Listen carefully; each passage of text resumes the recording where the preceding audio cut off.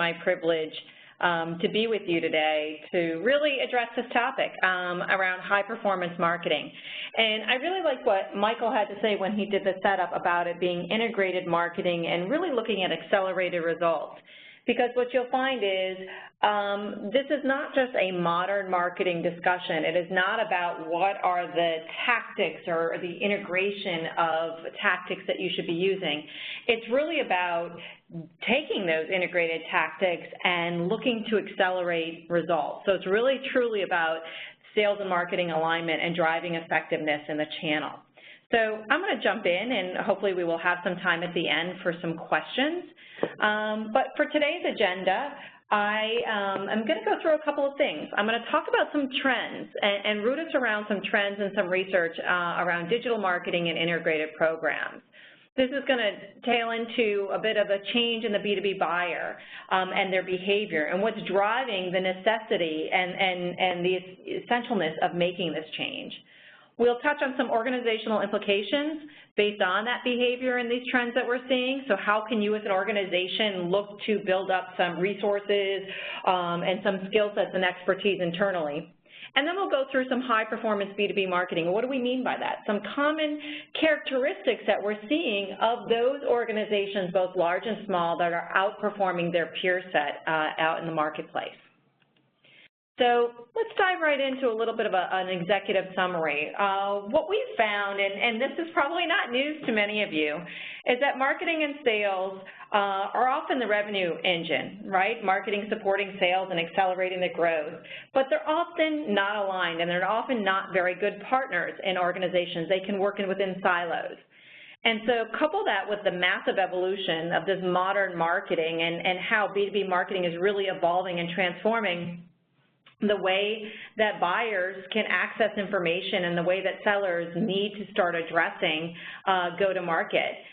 It's really about looking at, well, what can we do with this? What can we do with the state of the industry and the state of marketing today to really turn this around and drive more high performance, drive more pipeline and sales opportunities? So we're going to give you some insights and data on what's really driving that change. We'll talk through some of those common elements or characteristics of really what high-performance marketing looks like. We'll give you some examples.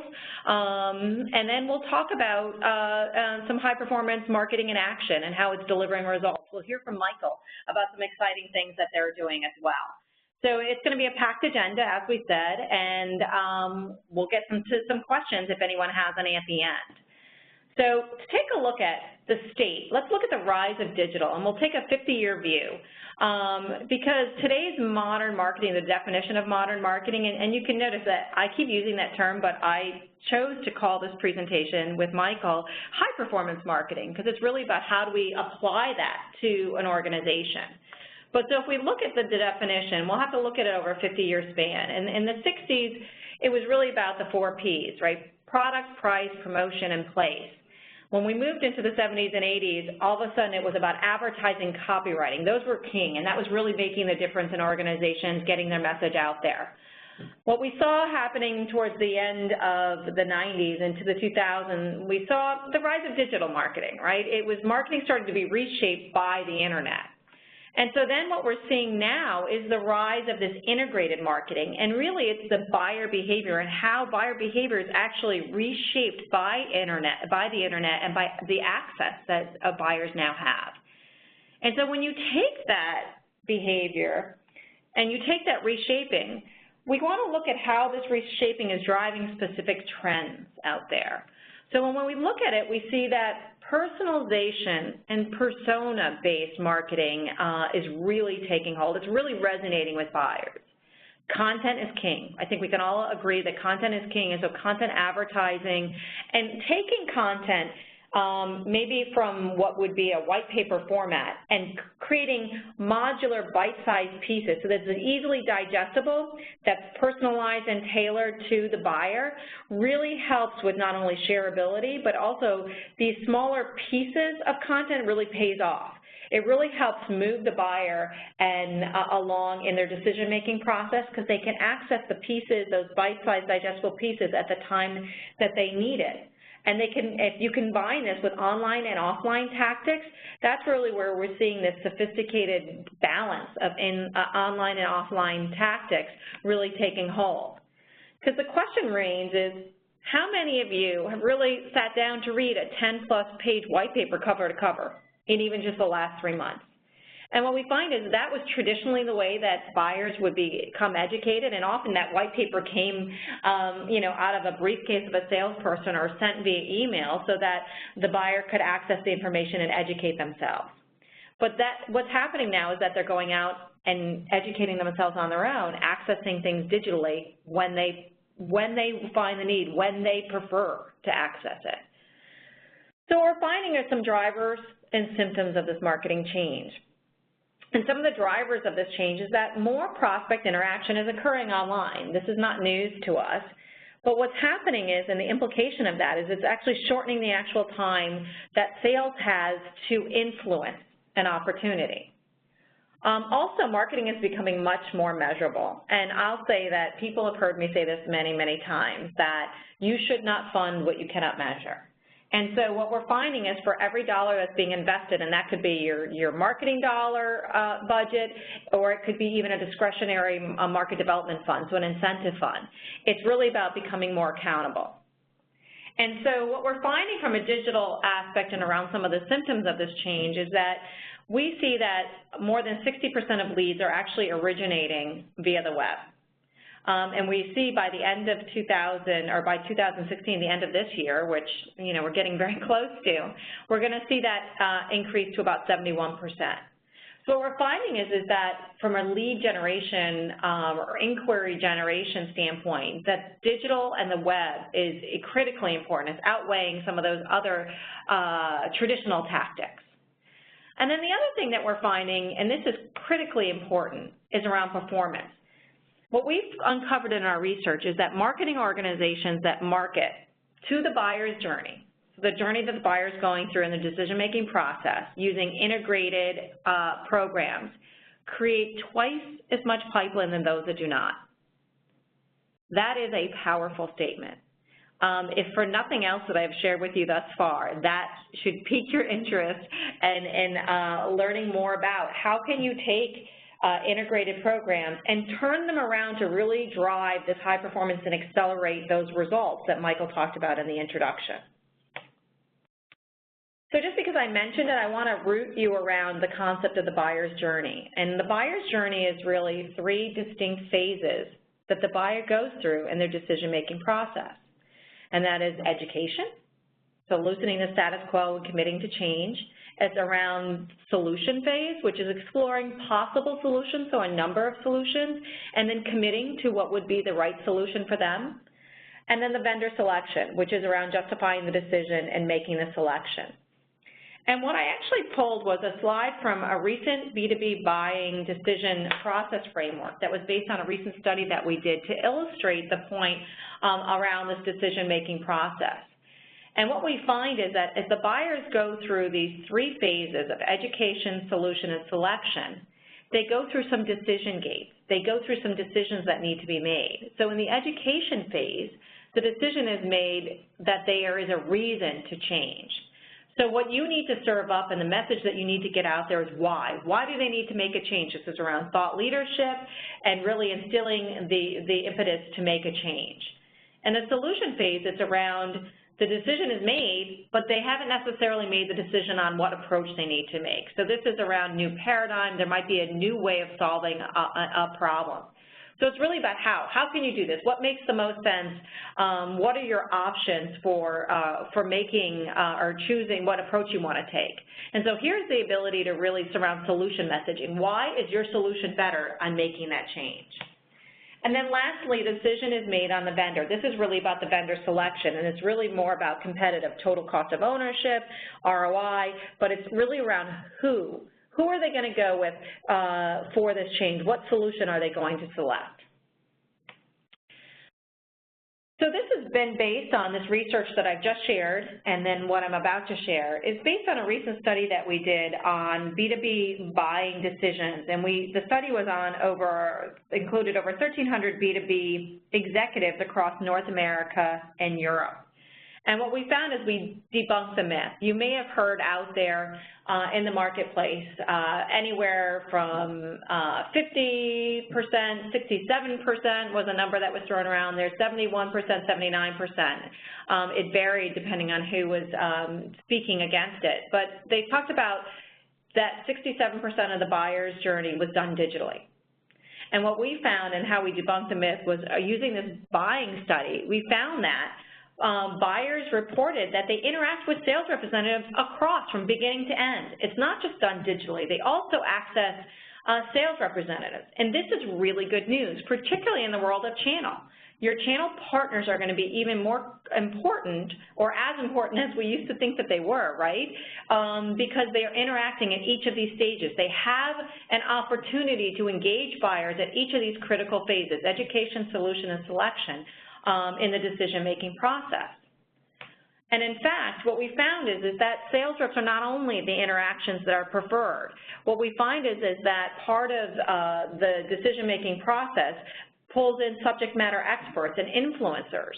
So when you look at across the provider representatives, here's an opportunity for you as an organization, you as a supplier, vendor, manufacturer, to enable your partners to become subject matter experts, to have the right information, the right access, the right solution messaging to influence that behavior.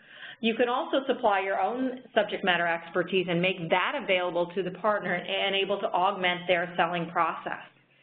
So it's really about how to engage the partner, how to enable them, and how to deliver subject matter expertise to and through those partners.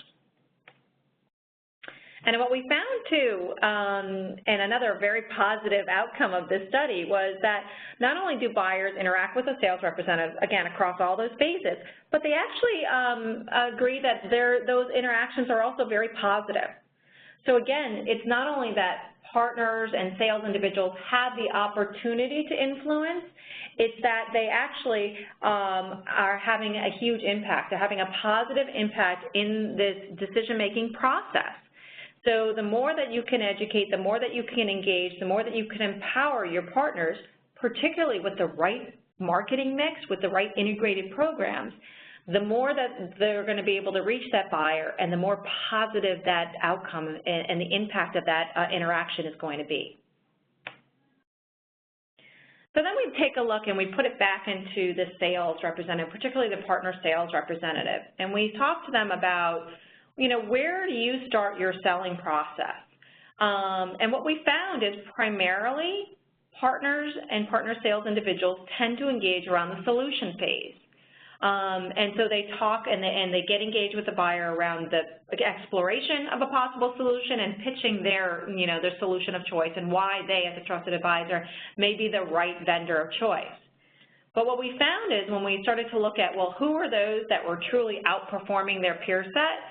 Well, we found that winners are actually engaging at the beginning of the buyer's journey. They're beginning using integrated programs, using sales and marketing alignment. They're actually engaging both from a digital and a sales perspective buyers very, very early in the process. And where it might be more comfortable for a sales individual to engage here, we as suppliers, we as channel marketers need to make sure that we're empowering our partners, training, enabling our partners to engage at the very beginning. If we want them to outperform, if we want to have high performance programs, we have to start at the beginning of the buyer's journey.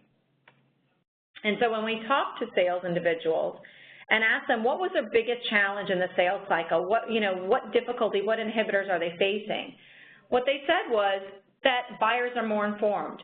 When they engage with a buyer, that buyer, since they have access to content, they have access to their peer networks, either through networking or social media, they're more informed. They also ask for and demand information earlier and earlier. And the information is not education around a possible solution. It actually gets down to ROI information. They want to know a reason to change, and they want to see where others have actually made the change. When we used to deliver ROI information or case studies or references, it used to be at the end of the sales cycle that would just justify the decision.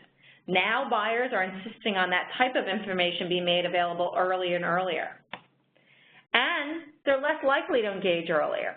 So they're using the self-service, they're using a digital landscape, they're accessing information on the web, and so that's feeding into number one. That's why they're coming, and when they have the interaction with a sales individual, they are more informed. So when we spoke to sales and we spoke to partner sales and the conversations that we have, I go out and I talk to partner summits all the time. We do extensive studies and surveys. Salespeople believe that the biggest barrier in being effective, that the biggest inhibitor of their effectiveness is actually their ability to communicate the value. And that value message often centers around the joint solution, the holistic solution. So it's the joint solution between the supplier and the partner. And so the onus is on the supplier, right, and the manufacturer, the brand, the product, to help enable those partners to really clearly articulate that value message and do it earlier and earlier in the sales cycle. And so often I'll get asked, well, wait, where does buyer influence begin? Where do we start this influence? Where do we get out there to start having those conversations and become part of that dialogue with our potential buyers? Well, it's really about getting out to where they access information. So you need to look, remember, we talked about personalization, we talked about persona-based in some of the trends. It's about looking at where that buyer goes to access information, and then using your programs, using your content, using your delivery vehicles, be it blogs or Twitter or podcast or webcast, to sprinkle your content and be in these sites. Go to those common watering holes where the buyer goes to access information so that you can become part of the dialogue. And then I'm going to share with you just an illustration of this point, a little story. So if I'm a buyer and I'm looking to, say, I'm looking to buy a new car, I'm going to go out and I'm going to educate myself on the options that are out there. I'm a mom. I was in a car accident. Safety is a huge, concern of mine. So I'm going to go out, I'm going to research, and I'm going to look for what other moms are, what are the safety ratings. I'm going to look at different research and surveys. And so I'm going to go out there and look at analyst blogs. I'm going to go out there and use my social network. And so I happen to drive a Volvo. But while I was doing my research, I may look on the Volvo website, so the manufacturer's website, to access information, to see their safety ratings, to see the messages and maybe some of the promotions that they're putting out there. But when I go down to purchase, I'm going to purchase from a dealer, a local dealer. That's often considered, think about that, that's the partner's website. And if I'm looking for which dealer I want to engage with, I'm going to go to their website, and if it's a static website, it doesn't align with the content or messaging with the brand, then I'm probably going to go to the next dealer. And so it's critically important that you provide your partners with the right content and messaging, but it's also that you get this message out to your partners that they need to align to your message, they need to align with your promotions. And so here's where the alignment between the supplier, marketing, and partner sales is critical. And what we found is that buyers across, all buying decisions and all size of and cost of solution will visit a website up to 12 times. And that website will be the brand manufacturer, but it will also be the partner's website. And I can tell you from doing my own research and speaking with partners and doing my own investigation, partners' websites are not often optimized and they're not aligned with the brand. And so here's another way that you can instill value in delivery of that content and that messaging, and deliver the value to the partner so that they can take advantage of it and capture that buyer interest. So I told you I'd give you some research, and we would talk about the trends in B2B buyer behavior and what we're seeing around digital. Now let's look at what that has, the implications that has on partner marketing. So we're going to take a 5-year outlook, and I'm just going to give you some statistics around, what we see from changes need to be made from a partner marketing competency standpoint. So we talked about 67% of the buyer's journey is digital. That's a common statistic that you hear. So search and web exploration is really going to be key. And so the implication that this has on the organization, on the partner's organization, is that inbound marketing content is king, right? Content optimization combined with that outbound marketing is going to be critical because you're going to need to reach that buyer. Oftentimes, partners can't make these investments, and so it's up to you as a supplier to come and package up these inbound and outbound campaigns in this integrated fashion and make it available to partners. I talked about inbound marketing. Well, what we see today is about 37 to 50% of program spend is on digital. And we only see this increasing. And the addition of mobile, right, as being the first screen that buyers are going to be looking at it when they do their searches. So social media, digital marketing, mobile marketing are going to be critical competencies. Again, some value that you can bring because the partner doesn't necessarily have the resources and they may lag time in building these competencies internally. And then I'm just going to go through these last two around customer marketing. More and more recurring revenue models, customer experience is coming into play. So what we see is that customer marketing is going to be really a critical competency for both you and your partners. And so you need to think about how are you extending that as part of these integrated campaigns. Once the sale ends, the marketing and the engagement should not stop. And then when we look about enablement, how are you getting this information out there? How are you creating or enabling partners to have a better value message? How are they articulating the value message? These are the inhibitors that I just talked about. Well, enablement programs are going to be critical in how we deliver this, but they go beyond just playbooks. It's really about how do you educate the sales to do their own account-based marketing? How do you enable sales to understand the alignment and the essentialness of alignment between sales and marketing and the use of integrated campaigns?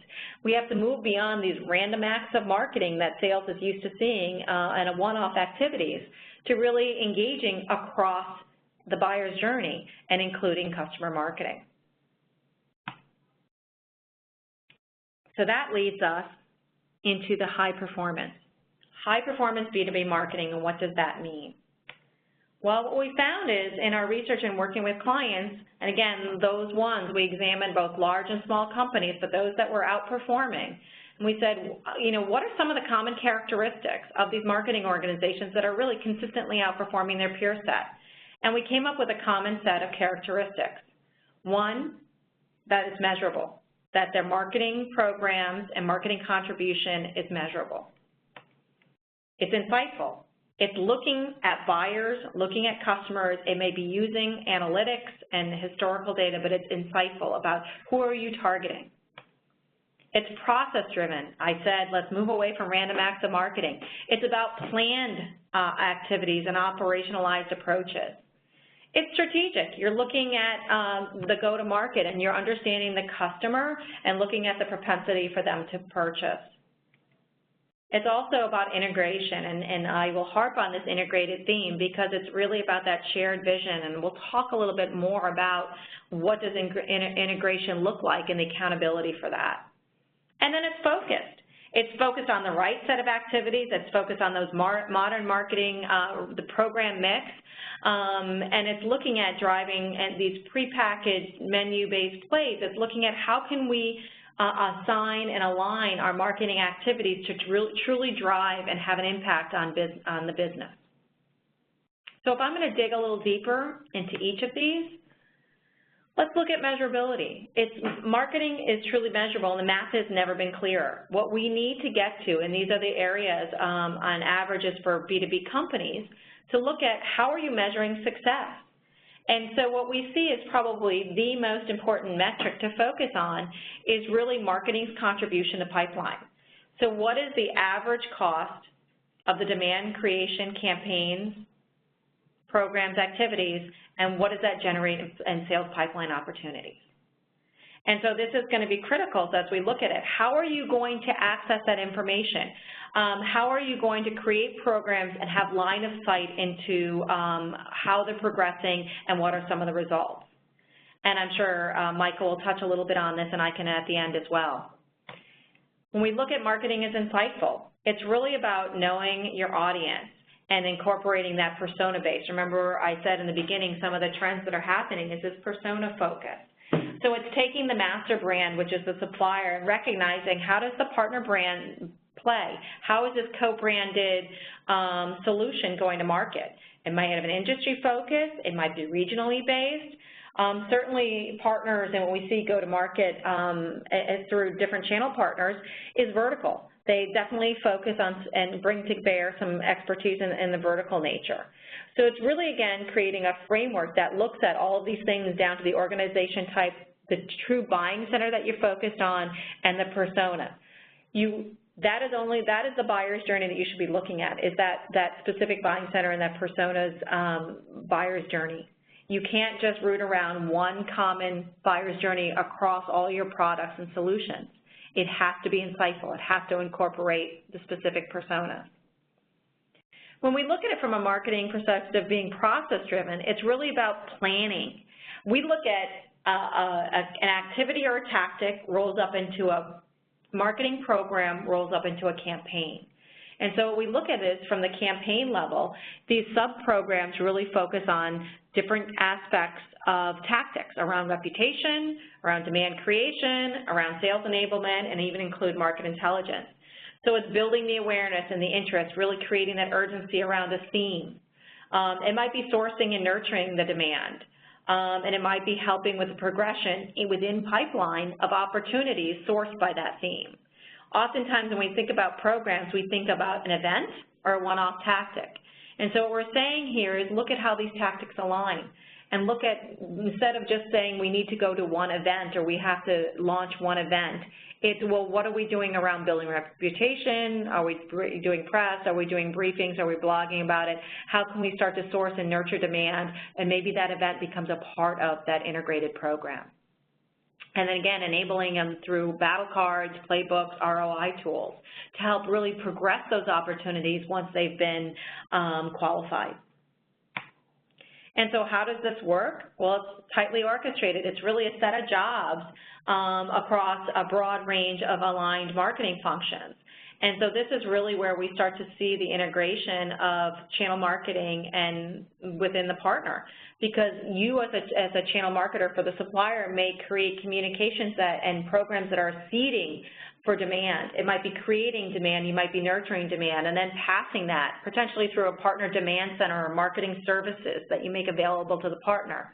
It then feeds it to a partner sales force where you then enable them, maybe using content, those ROI tools, those playbooks, to qualify and move that opportunity.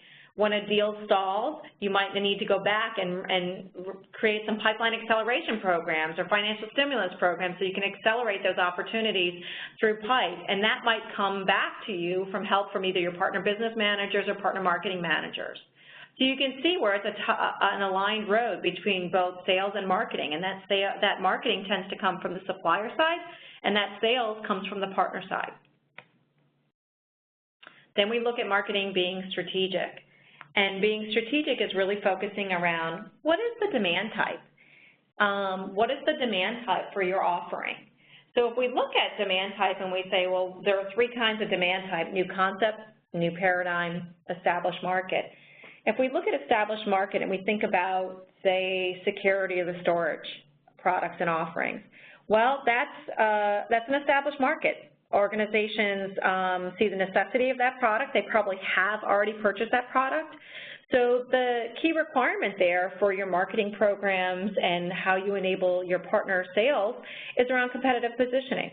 It's really about how can you create total cost of ownership, return on investment, competitive pricing, ROI tools. When you think about how when cloud came out, cloud was a brand new concept.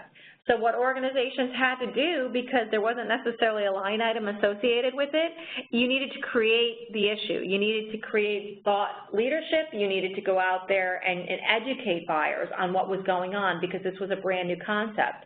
Today, we would say that often cloud solutions and cloud offerings are really more new paradigm, because it's really retooling maybe an existing process or showing them a different way to solve the problem potentially better. So that's really around process and solution change. So you can see where the demand type really drives those key marketing requirements or program requirements.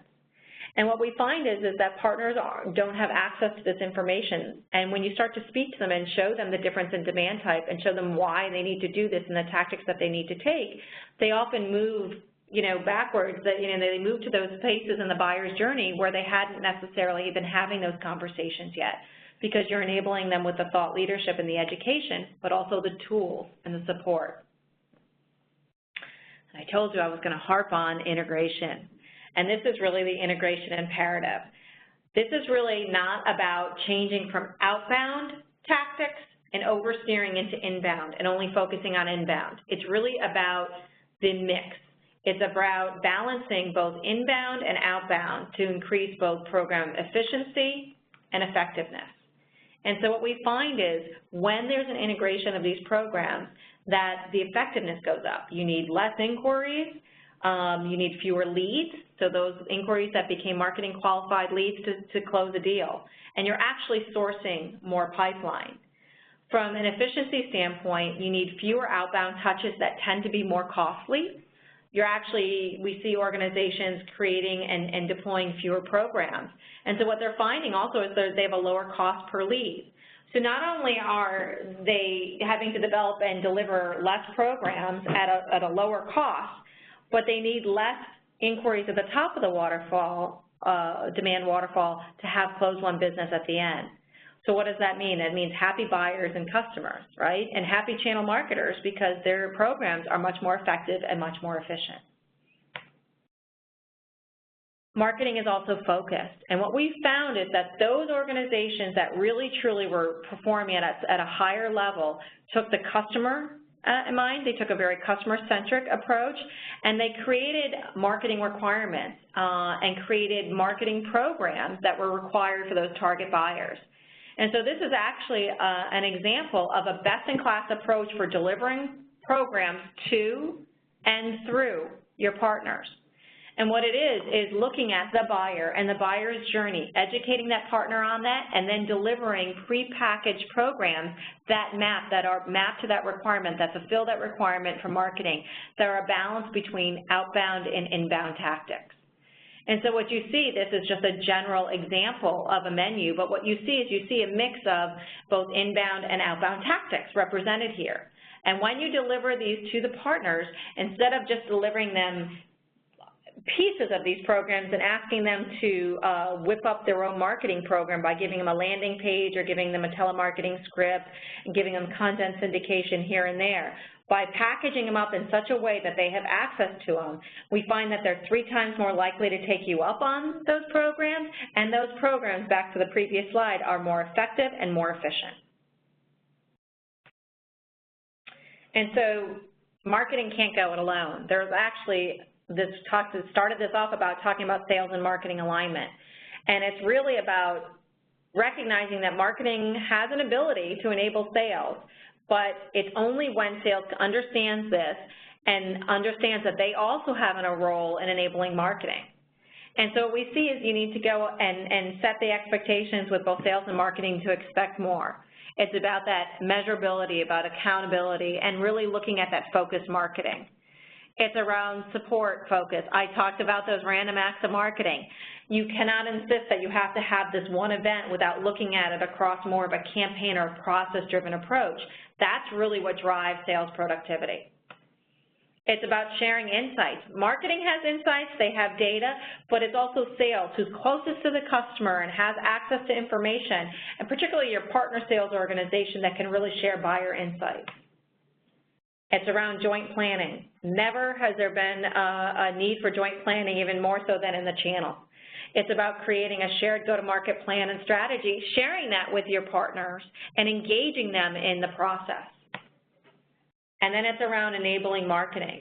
It's enabling marketing with that knowledge transfer and participation, sharing the demand type, sharing the buyer's journey and the decision gates that we have to go through.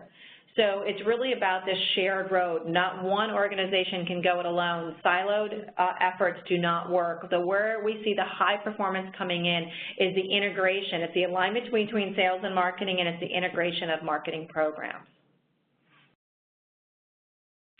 So I'm going to actually take a pause here, and I'm actually going to ask that Michael come in and share a couple of slides with us.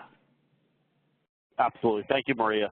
And as I dive in here, just to walk through some examples of how some of our customers have implemented this high-performance marketing mentality and really how they've put it to work, not only across their channel marketing organizations, but how they've really tied in also their channel sales teams. So I wanted to walk through a few different levels here. So first was what we call simple marketing, and it give the partners access to the tools, but when they need it. And of course, as you all know, in the vendor space, and many of you working for very large, complex organizations, your partner base is very diverse.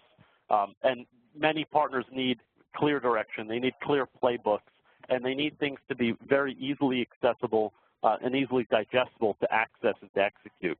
So first, just providing them a really simple array of what's available, and also giving them a playbook to choose when do you send emails, what types of emails do you send.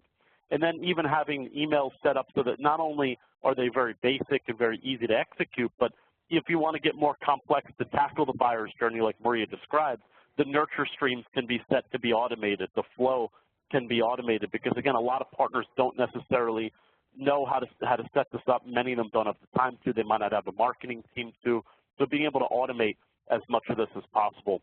And also, because so much of what the marketing that a partner does is awareness marketing, and of course the vendor does a lot of awareness marketing too, partners want solution-centric marketing. They want to talk about security, they want to talk about data center, they want to talk about virtualization, they want to talk about BYOD and the Internet of Things. They don't necessarily want to speak about Symantec or Intel or, in this case, Kaspersky or Ciena or AWS. They want to talk about the problem, and they want to talk about how they can help the customer solve that problem.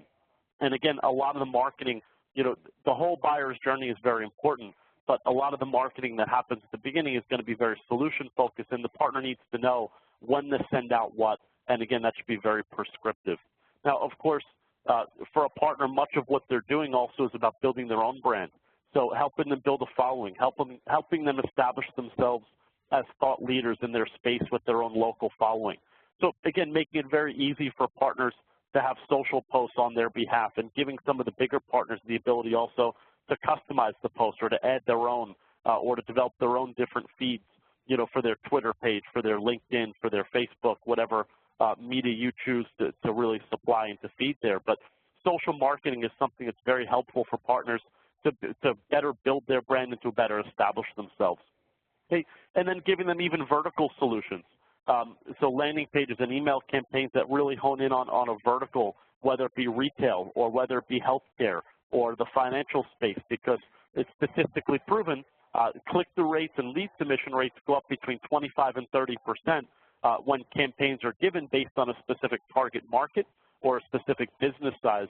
And we have some customers who are really doing this very prescriptive marketing for the partners in a very clear way. Okay, now, of course, a more detailed example of the buyer's journey marketing here, and really how it ties into the sales organization, is when you see sometimes a higher end product or a higher cost point or a product that really is a much more complex sale.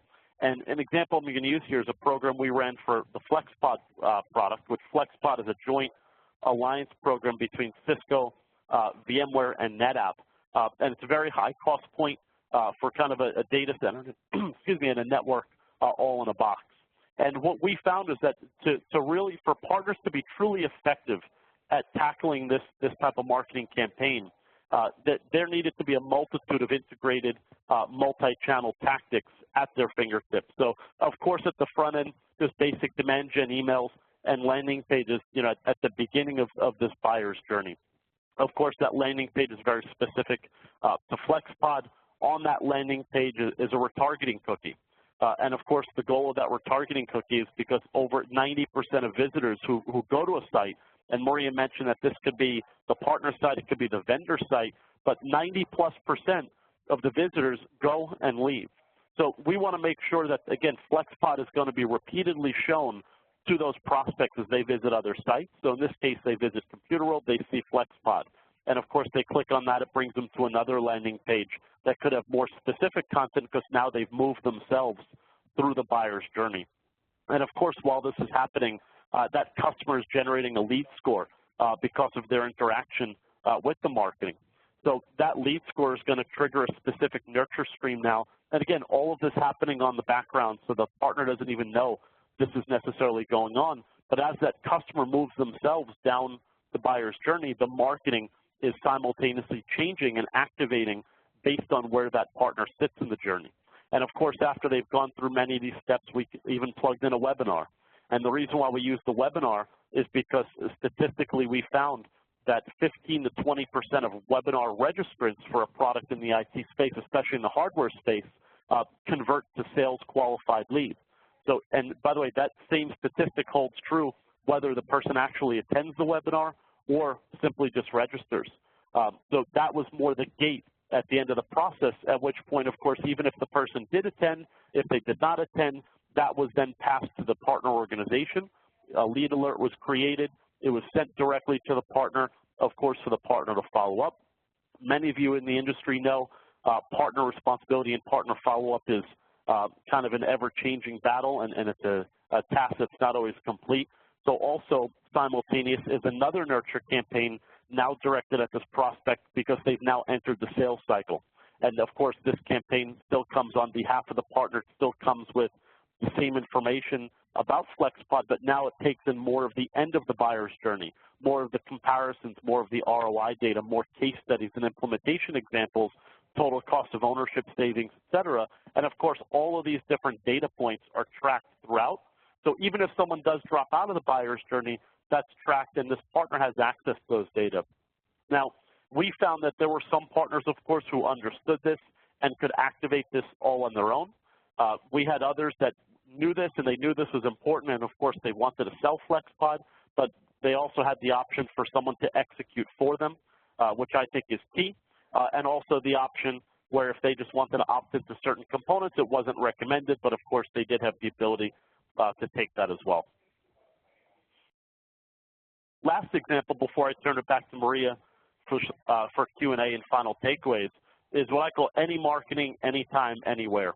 And this is really by making marketing, all types of marketing available to your partner base, no matter who they are, whether they have MDF, whether they don't have MDF, whether they have a lot of MDF, whether they're sophisticated, but to give them really a great catalog. And in this case, a marketplace where the partner can go in and choose marketing that can be created or done for them, whether it be simple collateral building or content for their website or a microsite. It could be thought leadership, so creating social posts for them or running a webinar with them, doing a video case study, creating a demand gen campaign, building out their website, sales enablement, sales training. Because again, not every partner is created equal. Of course, you have some very small VARs, you have some very large DMRs, and of course, you even have DISTIs in your organization that all need different types of support from your organization. And of course, being able to take those marketing capabilities and apply them to, again, no matter what type of partner, I think is very helpful. And in this case, this was an ability for the, again, this vendor to offer accredited marketing agencies to the partners to fulfill their specific needs globally. And this could be because of language requirements, time zone requirements, telemarketing knowledge and skill.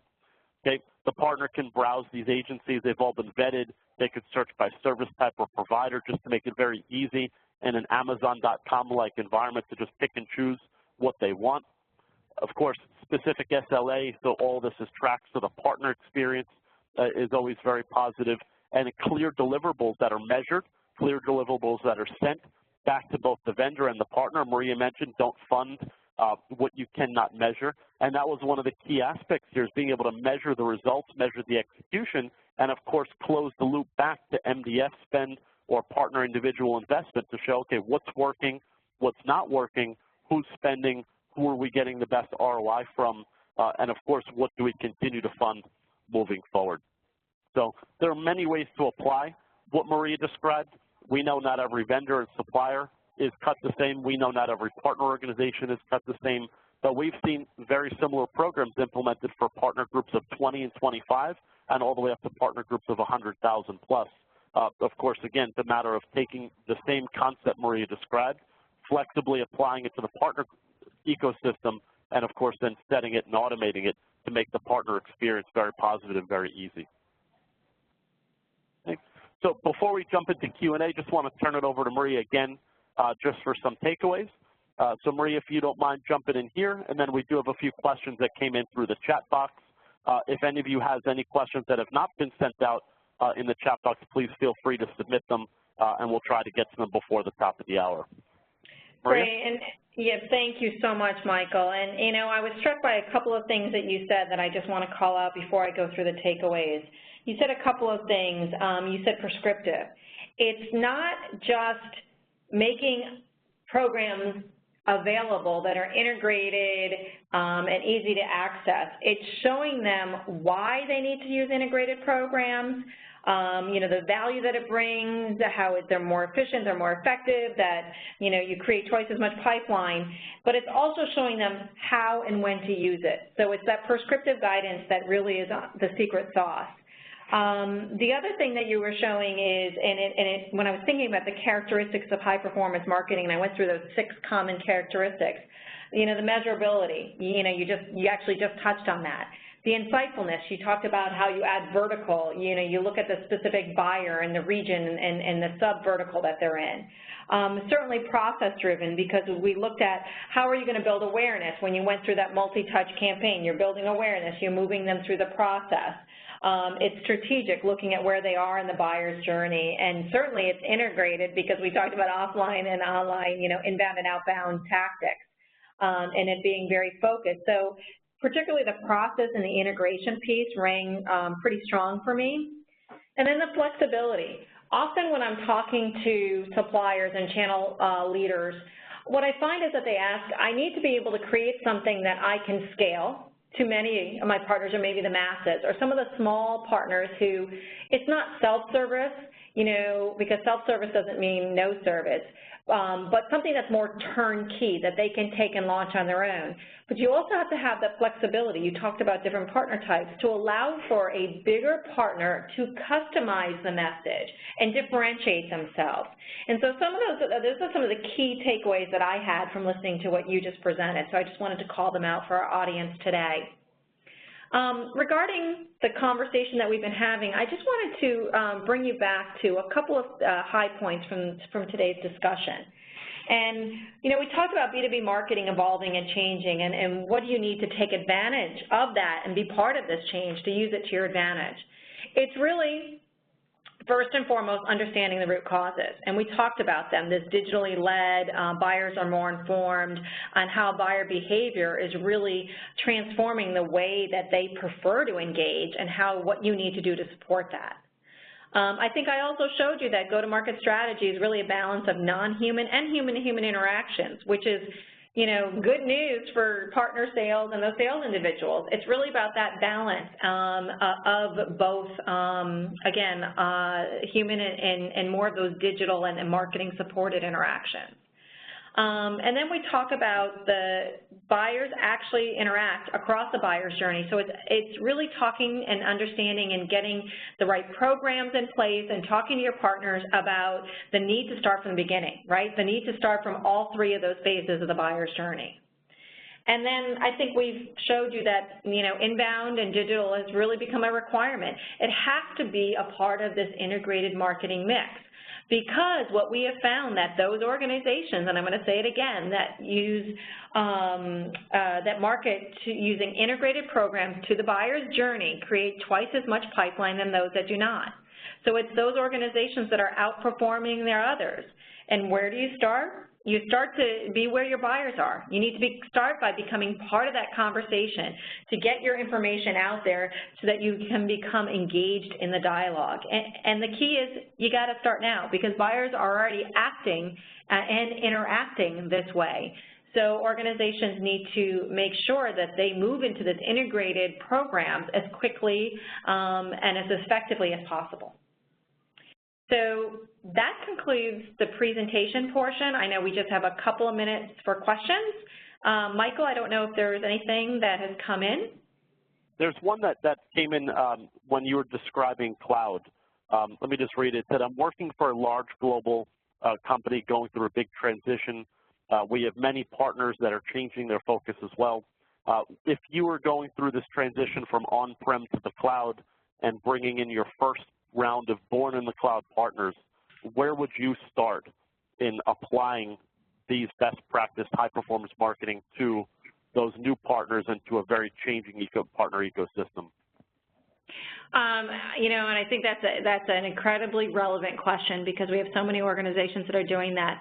I would go back and look at these born on the cloud partners have different needs, they have different skill sets, they also bring different value in, right? So that the need for marketing expertise and competency changes in cloud.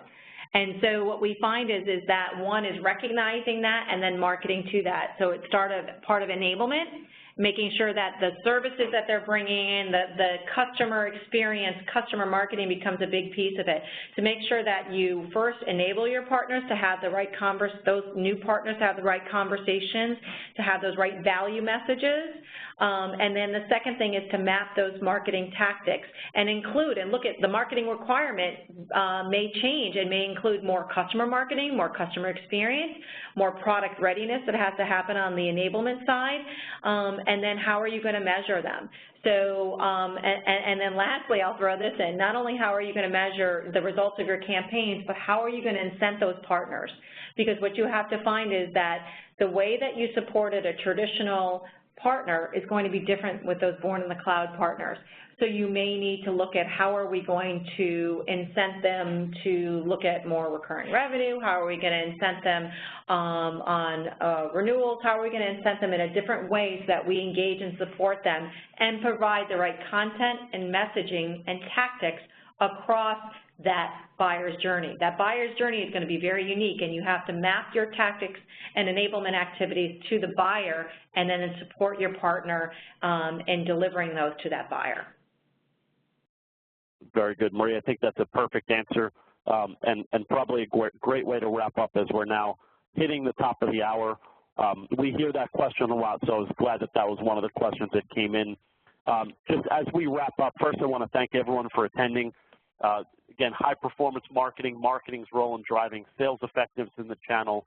Maria, we appreciate your time and your 20-plus years of expertise in B2B marketing. And obviously, if any of you has any questions following up, you can feel free to email me, michael.cassette@structuredweb.com, and, of course, maria.chen@SiriusDecisions.com. If you're interested in any of the content Maria shared, you can reach directly out to her at SiriusDecisions if you have any questions. We, of course, will be sending out a recording of the webinar afterwards, and that'll be sent out most likely on Monday early afternoon. And if you have any questions following, please feel free to contact either one of us. Maria, thank you once again. Really appreciate it. Thank you. It was a pleasure. Hope everyone has a good rest of the afternoon. Thank you, everyone. Take care, and thank you all for attending. Have a great day.